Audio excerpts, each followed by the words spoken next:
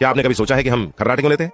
खर्राटे तब आते हैं जब सोते समय मुंह और नाक से हवा का प्रवाह आंशिक रूप से अवरुद्ध हो जाता है। इस अवरोध के कारण चारों ओर के ऊतक कांपने लगते हैं, जिससे वह पहचाना जाने वाला खर्राटे का आवाज उत्पन्न होता है। लेकिन यह अवरोध क्यों होता है? इसके कई कारण हैं। पहली बात, जिस स्थिति में आप सोते हैं वह महत्वपूर्ण है।